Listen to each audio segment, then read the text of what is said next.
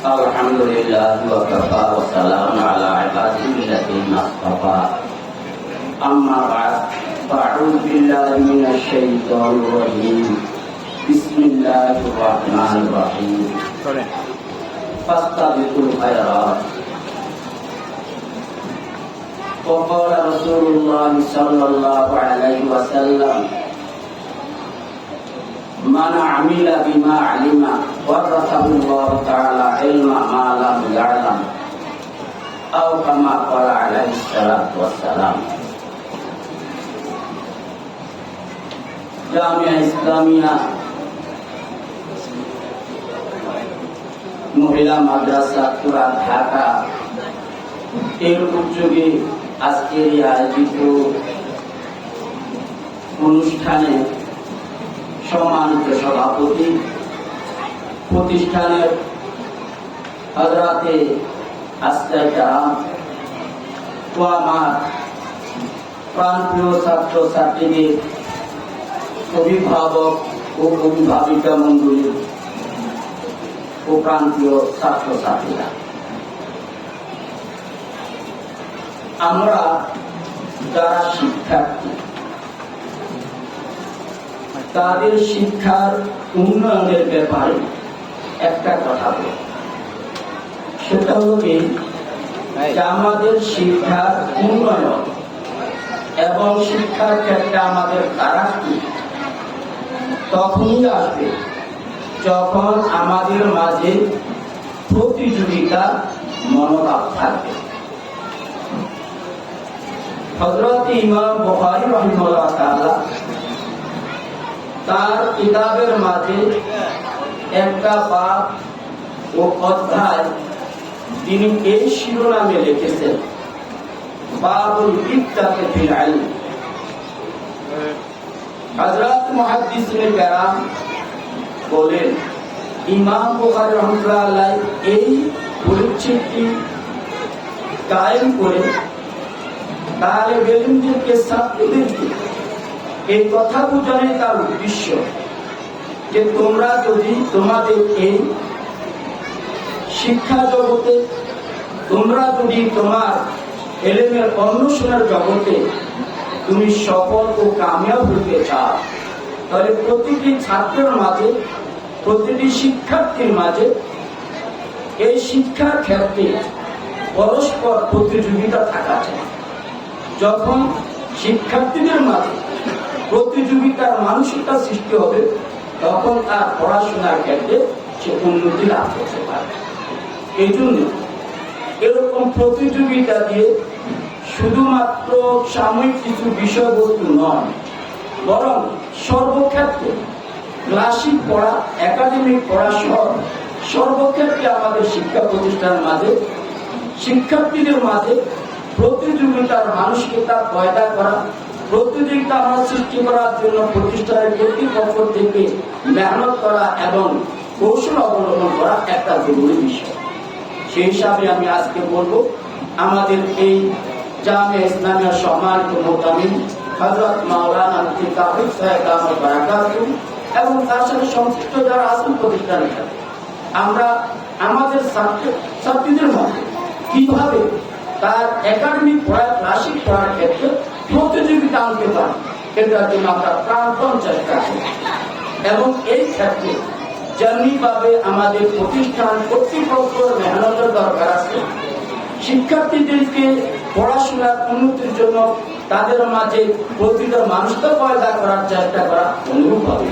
আমরা যারা অভিভাবক অভিভাবিকা আছি, আমাদেরও কর্তব্য আমার সন্তান যেন সত্যিকার অর্থে সময়ের শ্রেষ্ঠ আলেম হতে পারে, আলেমা হতে পারে। এই জন্য কিভাবে সন্তানটাকে এই শিক্ষার ক্ষেত্রে প্রতিযোগী মানসিকতা সৃষ্টি করতে পারে, এর জন্য বিভিন্ন ভাবে আমাদের পারিবারিক ভাবে আমাদের তাদের বিষয় উদ্বুদ্ধ করে তাদেরকে এই মারহালা আনা, এই অবস্থা যে তার মাঝে একটা প্রতিরোধ মানসিকতা সৃষ্টি হয়। নাম্বার 2, দ্বিতীয় যে কথা আমি আজকে বলতে চাইছি, আসলে আমাদের এই দ্বীনি লাইনের শিক্ষা তখনই সার্থক যদি শিক্ষার সাথে আমল আসে। যদি শিক্ষার সাথে আমল না আসে, তাহলে আমাদের এই শিক্ষার সার্থকতা। আমাদের এই দিনের শিক্ষা, চাই হাফেজ কোরআন হোক, চাই আলেমা হোক, যেই লাইন হোক, পুরা দিনের শিক্ষা একই মাকসাদ, সেটা হলো আমি একজন আলোকিত মানুষ হয়ে আলোকিত মানুষ পয়দা করার মতো আমার যোগ্যতা। এটা তখনই হবে যদি আমার শিক্ষার ক্ষেত্রে আমি সত্যের অর্থে সেই গভীর জ্ঞানের অধিকারী হতে পারি, আমি আবার নিজেকে আমার দ্বারা আলোকিত করতে পারি। আমি যদি আলোকিত না হতে পারি, আমার দ্বারা আলোকিত মানুষ গঠন করা কখনো সম্ভব হয় না। এই জন্য আমাদের যারা অভিভাবক অভিভাবিকা বিন্দু আছে, আমি আজকে আপনাদের কাছে স্বপ্ন অনুরোধ রাখবো যে আপনার সন্তানকে শিক্ষিত করার জন্য যেভাবে আপনার মানসিকতা এবং আপনার অস্থিরতা, শ্রম, মেধা আপনি ব্যয় করার অর্থ সহকারে সবকিছু উজাড় করে দিচ্ছেন, ঠিক আপনার সন্তানটাকে সত্যিকার অর্থে আমল আলী আলেমা, আমল ভিন্ন আমল আলী আলেমা, যার এলেম সাথে সাথে যার মাঝে আমল আসবে, যার মাঝে আখলাক আসবে, যার মাঝে ইসলাম সৌন্দর্য আসবে, যাকে দেখে আমাদের অতীতের সাহাবী হযরতের কথা কি মনে হয়, এমন আলেমা বানাবার চেষ্টা করবে। তার 5 ওয়াক্ত নামাজ, তার পর্দা, তার উঠা, তার বসা, তার চলা ফিরা, কথা বার্তা সবকিছুর মাঝে যেন একজন আলেমার কি একজন আলেমার যে কথা হওয়া দরকার, একজন এলমুদ্দিন ধারণ পাওয়াকে যেরকম কথা, যেরকম বার্তা, যেরকম আচরণ, যেরকম আমল, যেরকম আচার আচরণ হওয়া দরকার, সেভাবে গড়ে দেওয়ার জন্য এটা আমাদের অভিভাবক পরিবার করে অপরিহার্য বিষয়। বড় আলেমা বানানো জরুরি না, কিন্তু আমলওয়ালি বানানো খুবই জরুরি। এই জন্য আমরা শিক্ষার জন্য যতটুকু মেহনত করবো, সাথে সাথে তাদের জীবন যেন আমল আসা যায়, এটা দিকে আমরা লক্ষ্য করবো।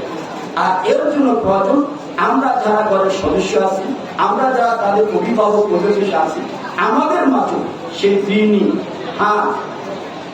আমল, দিনই আখলাক, দিনই স্বভাব, দিনই চরিত্র সবকিছু আমাদের মাঝে আসতে হবে।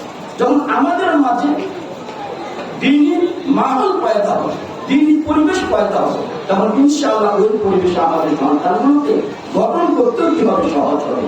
আমি এই দুটার কথাই বলবো। একদিকে যে এদেরকে সত্যিকার অর্থে বিজ্ঞ আলেম আলেমা বানাইবার জন্য প্রাণপণ চেষ্টা করা দরকার।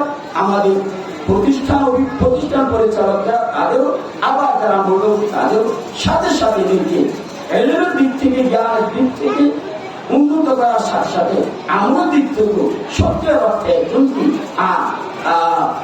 আলেমা, আলেমা হক্কানি, আলেমা রব্বানিয়া যে আখলাক, যে স্বভাব, যে আমল হওয়া দরকার, সেভাবে গড়ে তোলার জন্য প্রাণপণ চেষ্টা করা দরকার।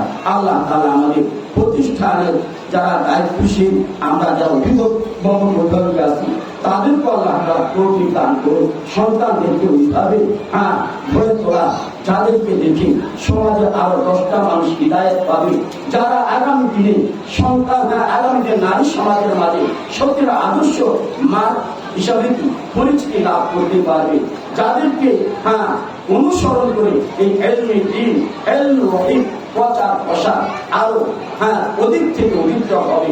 আল্লাহ তাআলা আমাদের সকলকে সঠিকভাবে দ্বীনের জন্য কবুল ও মঞ্জুর করুন। ওয়া আখিরু দাওয়ানা আনিল হামদুলিল্লাহি রাব্বিল আলামিন। আসসালামু আলাইকুম ওয়া রাহমাতুল্লাহি।